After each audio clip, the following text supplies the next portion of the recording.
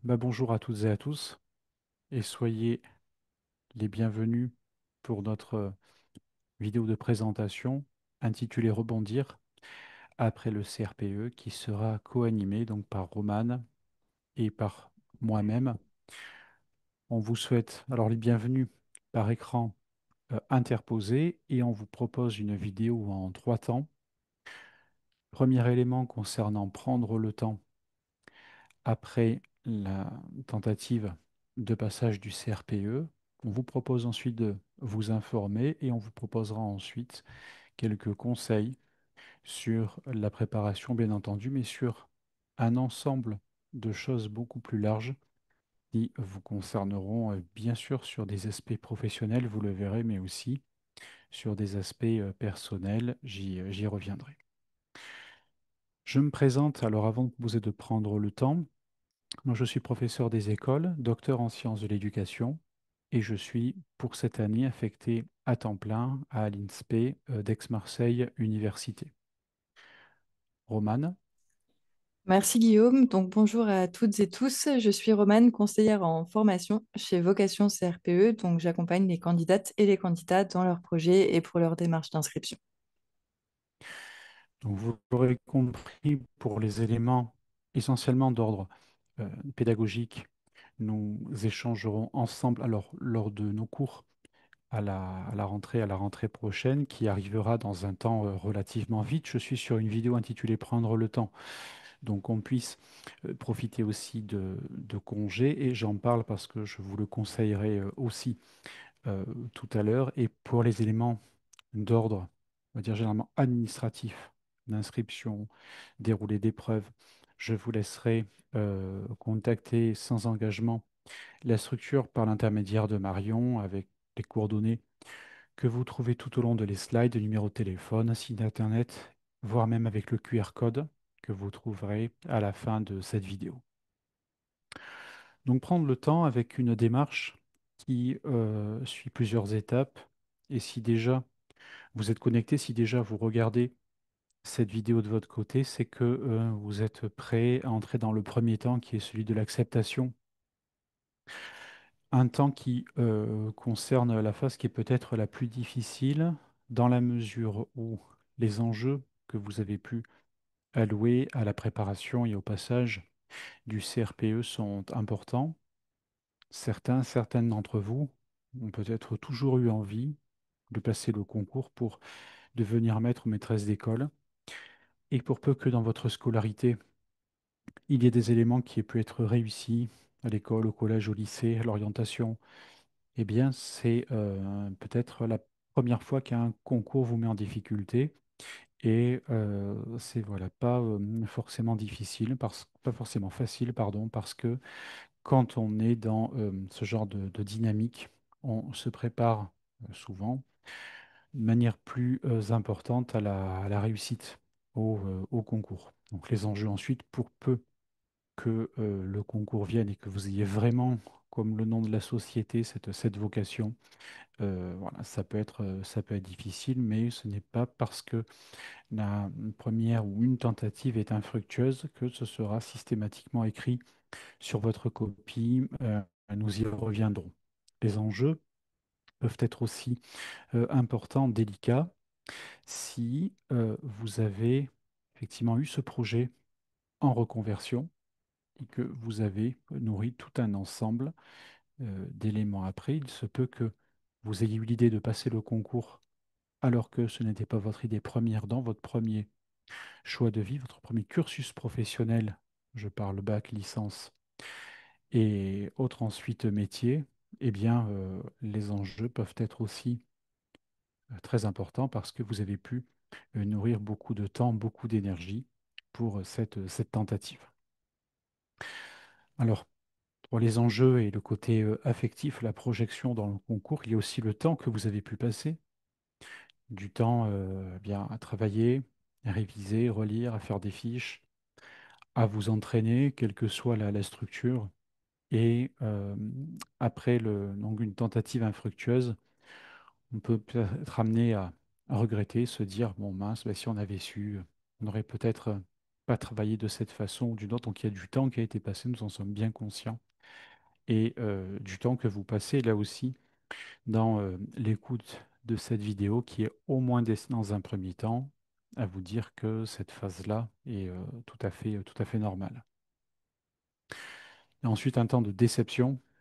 Bon, même si vous passez un concours sélectif et même si on sort peut-être parfois un petit peu mitigé quand les proches vous demandent alors comment s'est passé le concours, comment s'est passée telle ou telle épreuve. On ne sait pas trop, bon, ça va, c'est passé, on n'en dit pas trop, on a peu d'informations et puis peut-être aussi un petit peu de superstition dans la mesure où c'est pas nécessairement comme pour d'autres épreuves de concours, d'examen que vous avez pu passer avec des éléments à connaître, à apprendre à savoir. Vous saviez que vous pouviez être interrogé sur tel ou tel élément et en les ayant en tête, on sait si on a bien répondu ou non. Ici, c'est plus large et nous verrons ensemble comment vous accompagner pour être mieux préparé possible dans le cadre de ces épreuves. Alors ensuite vient un deuxième temps, un temps d'analyse. Là, on attire votre attention sur le fait de procéder à ce temps-là à froid et dans votre fort intérieur. Cherchez à vraiment comprendre pour mieux réussir. Ensuite, le CRPE. Cherchez à comprendre ce qui peut concerner la méthodologie. Peut-être que déjà, dans l'année, vous vous êtes rendu compte de certaines difficultés. Peut-être qu'à l'approche des écrits ou des oraux, et entre-temps, selon les résultats de l'admissibilité, vous vous êtes peut-être dit, bon là, ça va être un peu juste, là, j'ai pas eu le temps d'approfondir tel ou tel élément.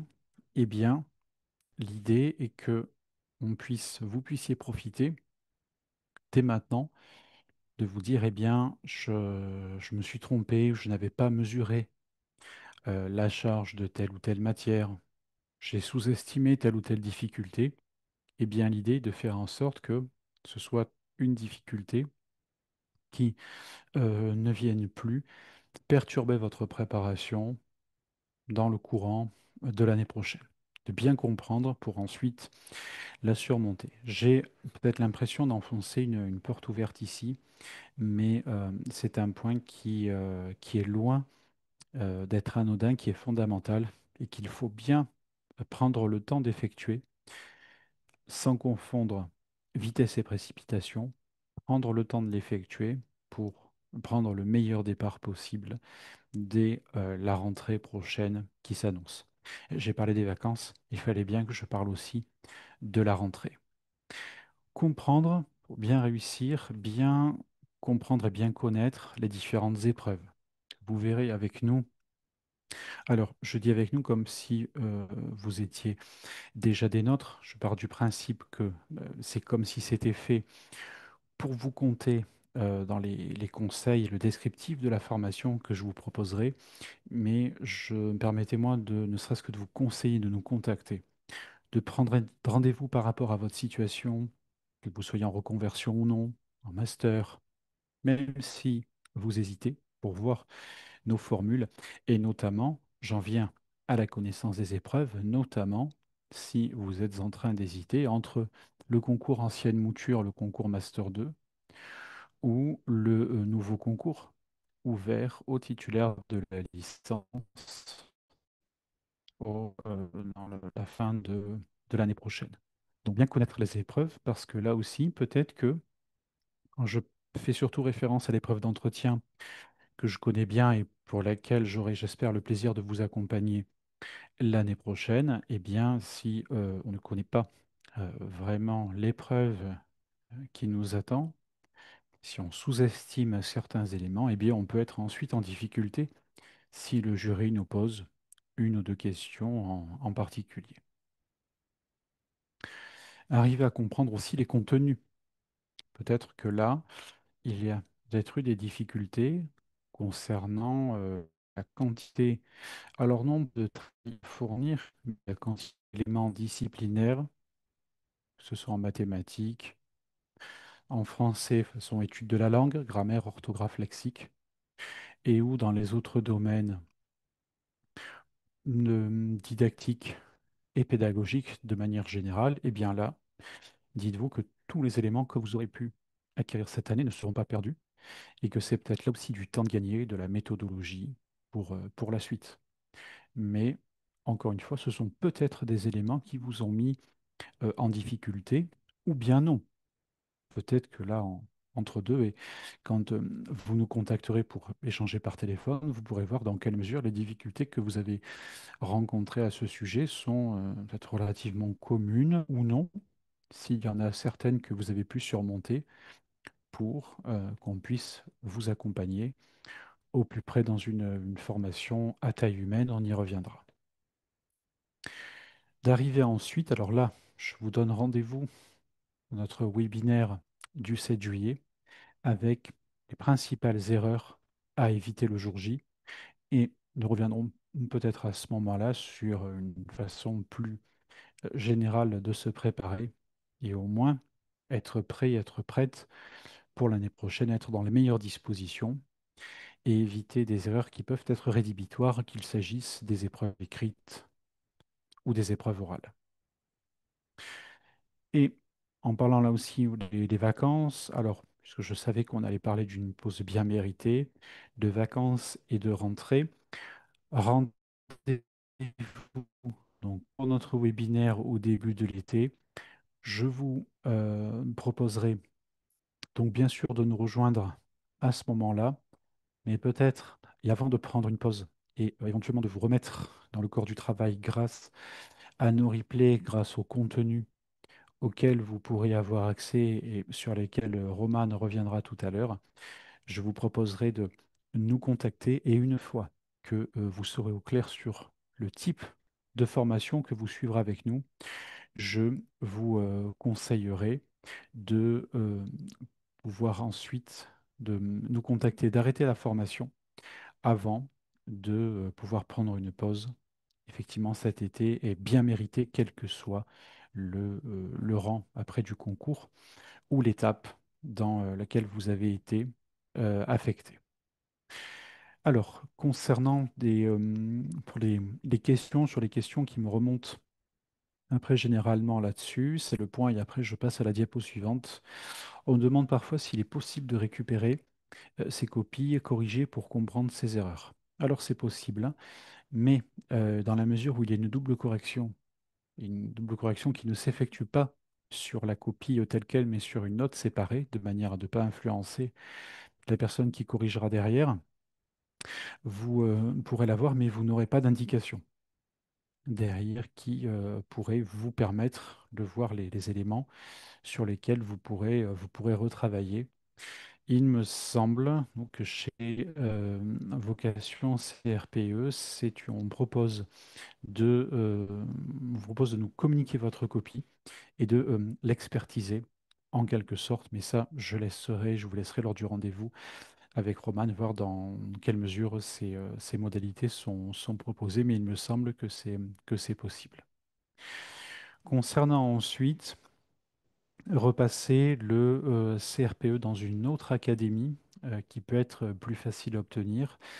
C'est un élément qui est tentant et je vous dirai pourquoi pas.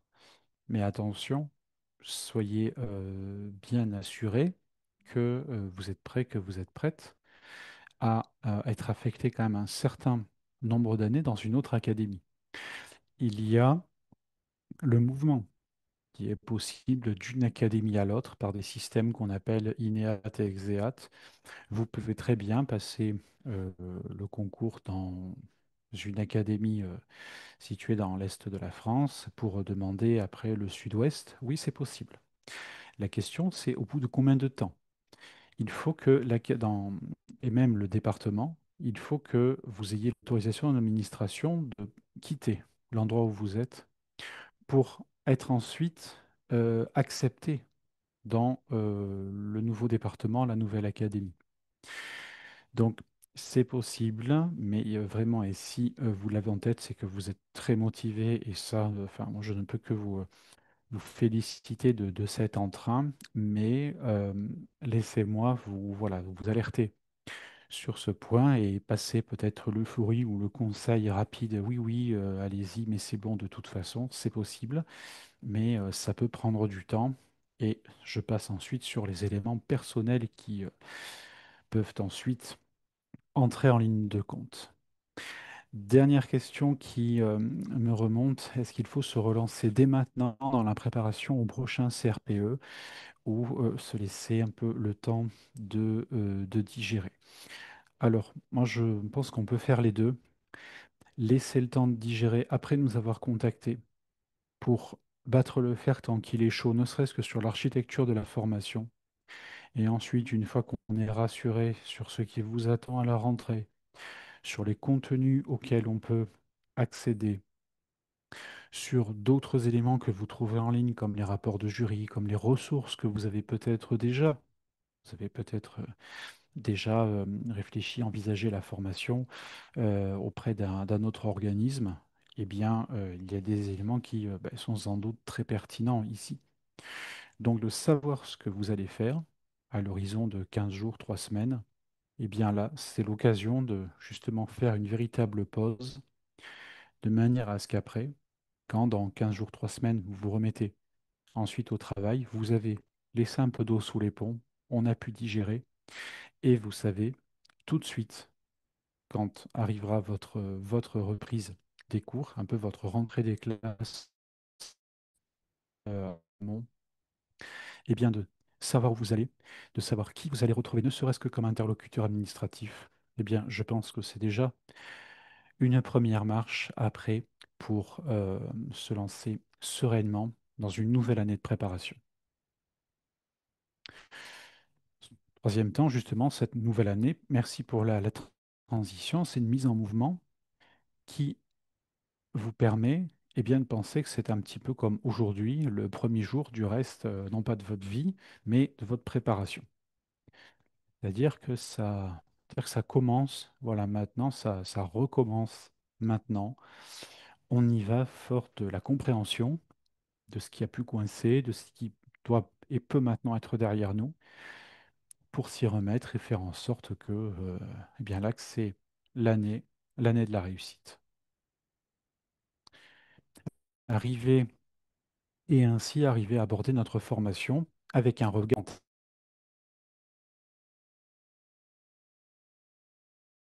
regard complémentaire qui se nourrit. Alors, je pars du principe que vous avez pu déjà travailler le concours, donc de votre côté ou avec un autre organisme. On peut aussi envisager que c'était la première fois. Et là, vous voyez que, sans être trop long sur ce point, il y a beaucoup de situations différentes. Peut-être que certains, certaines qui nous écoutent ont travaillé, ont préparé le concours de leur propre chef, entre guillemets, de manière autodidacte, c'est-à-dire sans support de formation. Peut-être que donc certains, certaines l'ont juste passé pour voir, prendre un peu la mesure du déroulé des épreuves, du niveau d'exigence.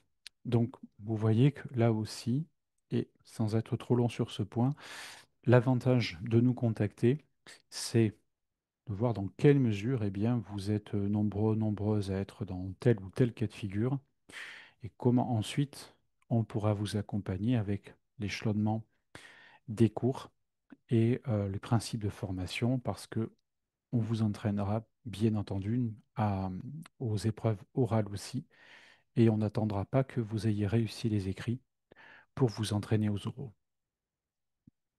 Alors, pour la suite, pour la préparation, et moi, c'est vrai que voilà, j'ai déjà hâte d'échanger avec vous, mais sur des contenus voilà, beaucoup plus pédagogiques que techniques au niveau de la formation.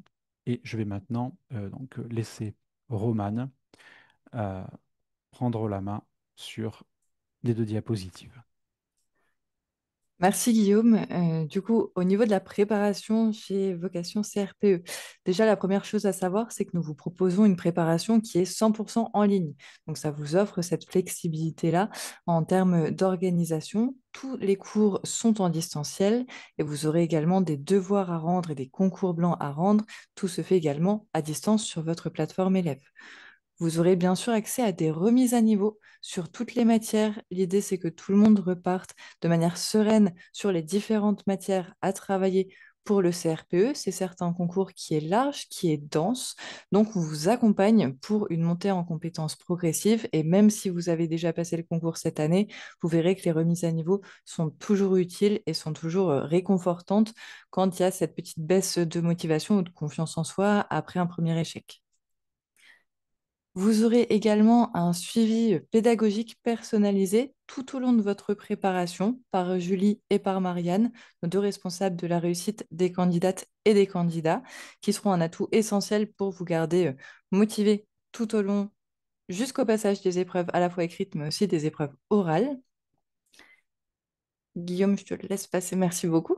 Vous aurez accès à des cours, donc des cours qui ont lieu en live, qui ont lieu en fait sur le même format avec Guillaume ou avec d'autres professeurs, 4 fois par semaine en soirée, sur des horaires qui généralement sont assez compatibles avec une vie professionnelle et une vie de famille. Mais on sait aussi que parfois on a des contraintes, on a des impératifs horaires et vous pourrez avoir accès au replay de l'intégralité des cours afin de les visionner au moment qui vous convient et autant de fois que cela vous plaira. Et puis, donc, j'en parlais un petit peu tout à l'heure, vous aurez des devoirs et des concours blancs dans l'ensemble des matières, avec également des simulations orales. Et tous les devoirs, tous les concours rendus sont corrigés de manière individuelle. Chez Vocation CRPE, pas de corrigé type où vous devez vous débrouiller un petit peu pour voir vos points forts ou vos points faibles. Tout est corrigé de manière à vous faire progresser. On peut enchaîner donc avec les simulations orales, comme j'en parlais tout à l'heure, en groupe, afin que vous puissiez aborder un maximum de sujets et de thématiques qui pourront tomber réellement lors de vos vraies épreuves avec le jury du CRPE. On a des points forts, des petits plus qui vous aideront à progresser et à être très régulier et très régulière dans votre préparation, notamment avec Adeline. Adeline, c'est une assistante virtuelle, donc une IA, que l'on a développée pour le CRPE 2026 et qui sera très pratique pour vous accompagner à la fois sur des exercices type CRPE dans le temps imparti dont vous disposerez, mais aussi par exemple pour vous faire des récapitulatifs, des synthèses sur telle ou telle notion. Vous aurez aussi accès à un accompagnement par des experts du concours et du terrain. Vous le voyez aujourd'hui avec Guillaume. On a des professeurs et des formateurs qui sont membres du jury, qui sont directeurs ou directrices d'école, qui travaillent en INSPE. Donc, on est vraiment sur un accompagnement de qualité très importante. Et puis des promotions à taille humaine. On limite volontairement la taille de nos promotions pour vous offrir cet accompagnement individuel et personnalisé. Et ça, c'est vraiment un plus pour que vous puissiez réussir et atteindre vos objectifs personnels et professionnels. Tout ça sur une plateforme d'e-learning qui est spécialement conçue pour vous accompagner dans votre progression. Donc, vous aurez accès à des modules de formation. On vous guide dans vos apprentissages. Tout est facilité pour vous donner accès à une formation de qualité exhaustive mais avec un accompagnement progressif. Et puis aussi le coaching post-admission, c'est la petite spécificité. On sait que le concours, c'est une très grande étape à franchir, mais on sait aussi que le stress de la rentrée arrive assez vite. Donc on vous suit dans les 6 mois après l'obtention de votre concours, donc jusqu'à janvier 2027, avec plein de petits cours et des outils très pratico-pratiques pour une reconversion professionnelle sereine. Guillaume, je te relaisse la parole. Allez, merci. Alors, vous n'êtes pas donc sans ignorer, c'est la partie donc concernant le conseil, une réforme dont il était déjà question l'année dernière avant la dissolution, question qui a ensuite été mise de côté. Alors, je passe sur des éléments peut-être techniques, sur bon, des bruits de couloir qui ont pu circuler ici ou là, mais maintenant les choses sont actées. Et il y aura donc deux concours l'année prochaine, un concours pour les titulaires d'un bac+3 minimum, le concours pour les candidats bac+5 minimum. Donc deux concours qui, dans les grandes lignes, diffèrent légèrement selon les matières. Je ne vais pas entrer dans le détail maintenant parce qu'on commence à vous donner beaucoup d'informations.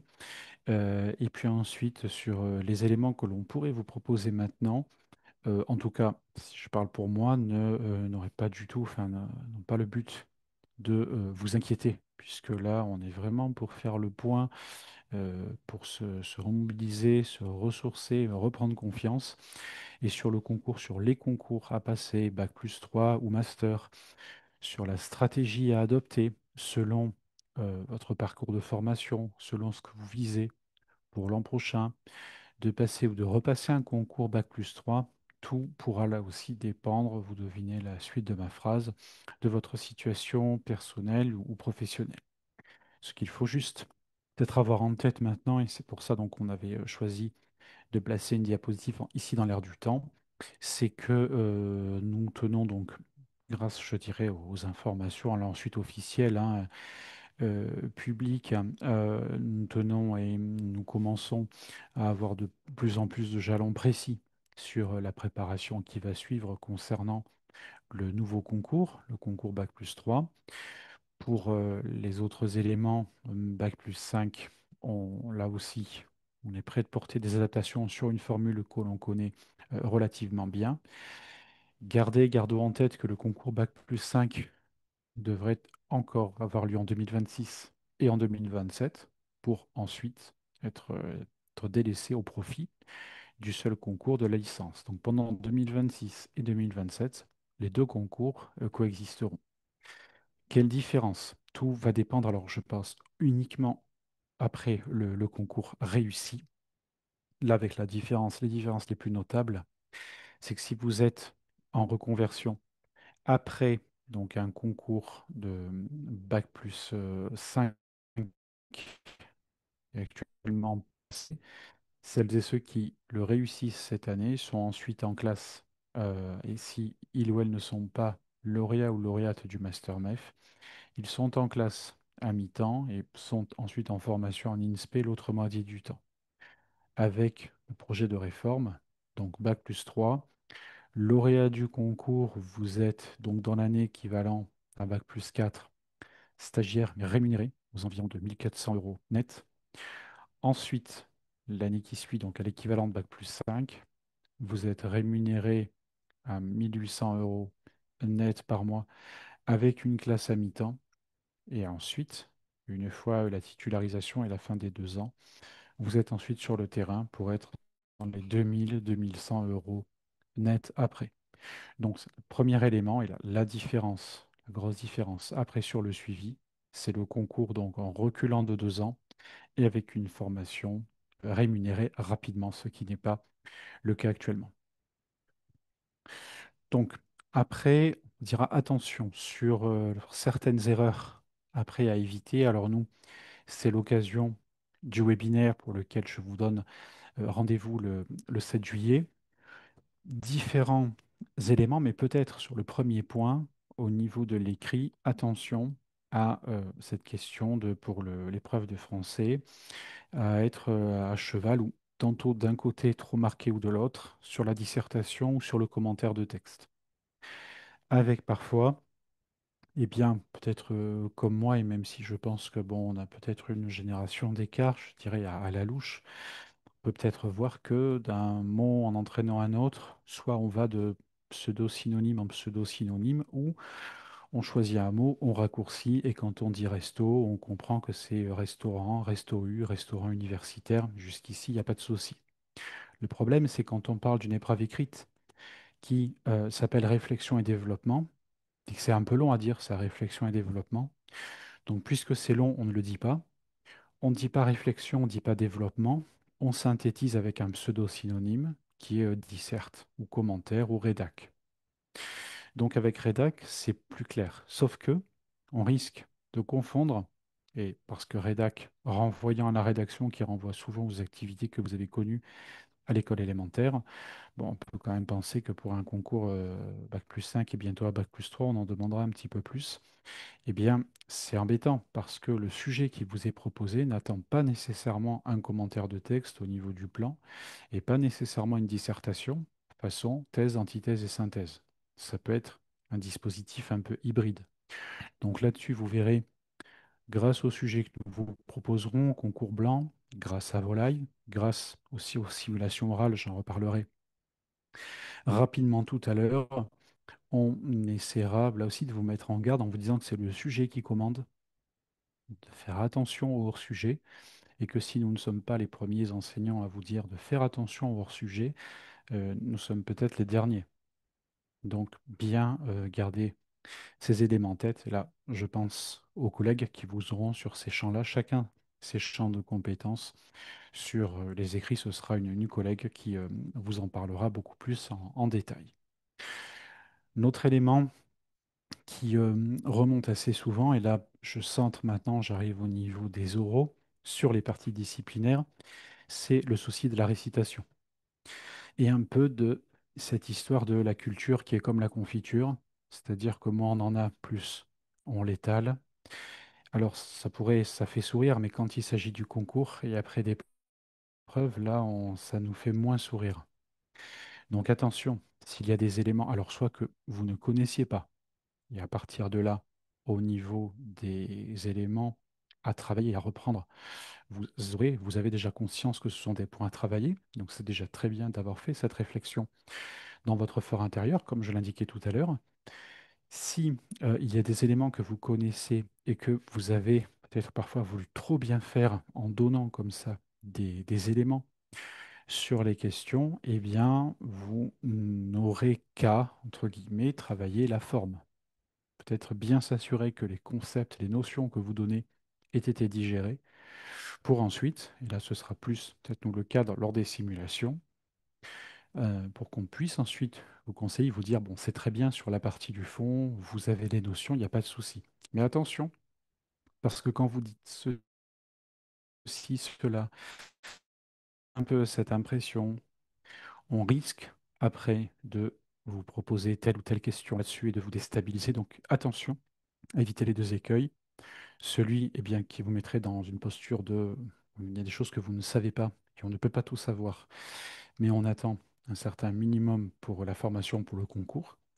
Et après, sur les éléments que vous connaissez, attention, j'indiquais tout à l'heure la difficulté et l'importance de votre fort intérieur, dans la mesure où il y a tellement d'éléments, Romane l'a rappelé tout à l'heure, tellement d'éléments que vous risquez d'être voilà, beaucoup trop tenté, d'avoir l'impression de coller aux attentes du jury en faisant beaucoup, alors qu'on s'attend à placer les échanges sur une discussion beaucoup plus professionnelle.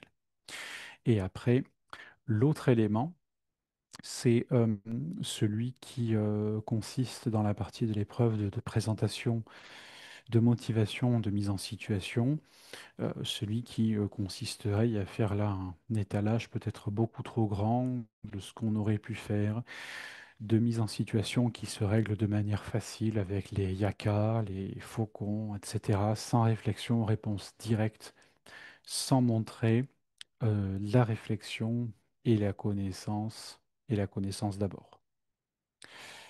Alors, on me demande, en me disant que les oraux, je cite, étaient ma hantise, j'ai perdu mes moyens, est-ce possible de réussir lorsqu'on est déstabilisé lors des oraux? Et avez-vous des conseils sur ce point? Alors oui, alors je ne veux pas trop en dire, parce qu'après, comme je travaille sur un point sur les oraux, sur l'épreuve d'entretien ou la seconde épreuve d'admission, sur le régime du concours, j'ai voilà, pas envie de spoiler en bon français mes prochaines interventions. Alors, je vous dirai oui, et après, de manière enfin nuancée et ensuite approfondie. De manière nuancée, parce que si effectivement vous avez voilà, ce trait de confiance sur ces éléments, eh bien, on sait que ça nous prendra du temps. Il ne s'agit pas simplement de vous dire bah, détendez-vous, déstressez-vous, parce que les éléments, c'est pas juste parce qu'on vous le dit que vous allez l'intégrer. C'est pas du tout une question d'intelligence. C'est le fait que si vous avez une certaine représentation des épreuves orales, des oraux qui jusqu'à maintenant ne se sont peut-être pas très bien passés, eh bien, c'est pas juste en vous disant détendez-vous. Mais c'est comme quand je vais chez le dentiste et qu'il ou elle me dit ne vous inquiétez pas, voyez. Ben, c'est pas parce qu'on me le dit que d'un coup, par miracle, je ne m'inquiète pas. Donc, il faut se dire que nous savons que c'est beaucoup plus puissant, beaucoup plus profond, qu'il ne s'agit pas de vous dire déstresser pour que vous déstressiez. Alors, à partir de là, puisqu'on le sait et qu'on a à cœur de vous accompagner là-dessus, comment est-ce que l'on s'y prend? Eh bien, Un Roman l'a rappelé, avec une formation de qualité à taille humaine dans laquelle on peut échanger et qui nous permet de savoir avec qui nous travaillons. Moi, d'un côté pour les candidats et les candidates, vous pour les formateurs, formatrices. Et puis, ensuite, deux axes sur la préparation des oraux, d'être en groupe, de manière à, eh bien, des fois, d'écouter ce que font les autres.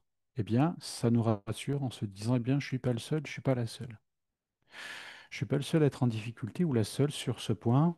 Ah ben tiens, moi je vois que l'autre personne a été comme moi en difficulté. C'est, on va dire, un peu l'option roue de secours, mais qui est importante aussi dans un groupe de formation où parfois, eh bien, c'est bien de voir qu'on n'est pas aussi en difficulté que ce qu'on aurait pu le penser.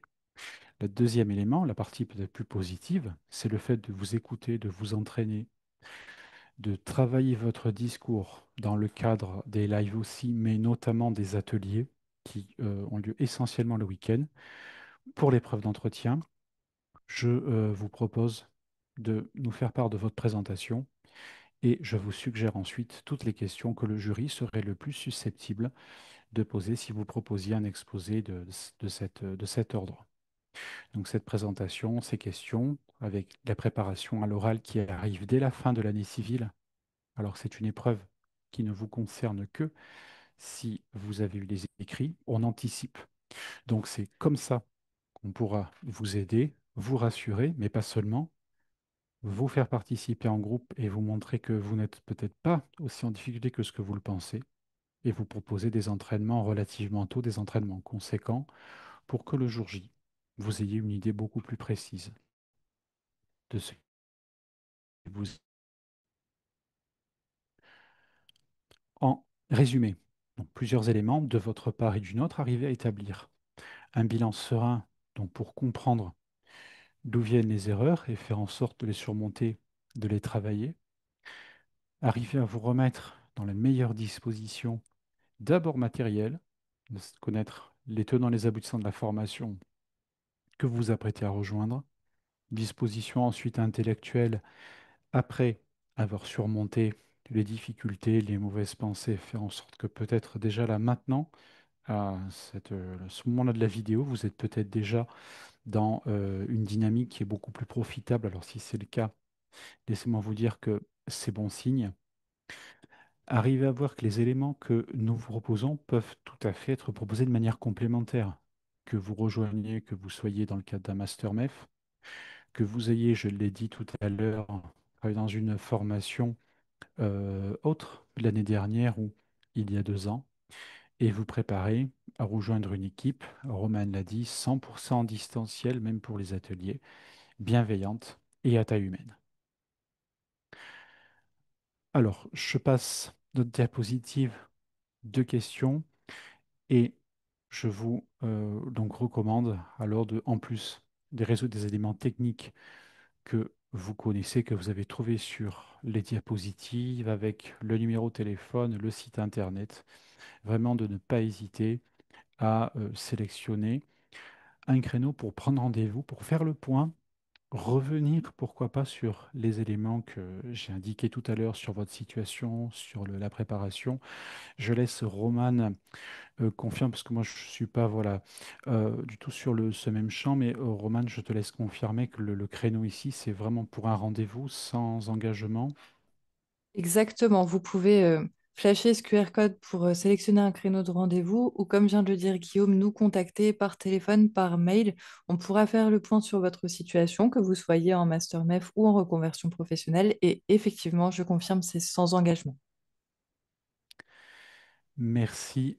Ah, je remonte. Alors, écoutez, nous n'avons plus qu'à vous souhaiter alors une bonne continuation et en espérant revenir après, là aussi, des vacances de mon côté, je pense, bien méritées, vous retrouver euh, assez vite sur la rentrée pour faire partie de celles et ceux qui apporteront votre pierre à l'édifice de votre réussite au concours. Merci de votre attention et j'espère à très bientôt. Merci Guillaume et merci à toutes et tous.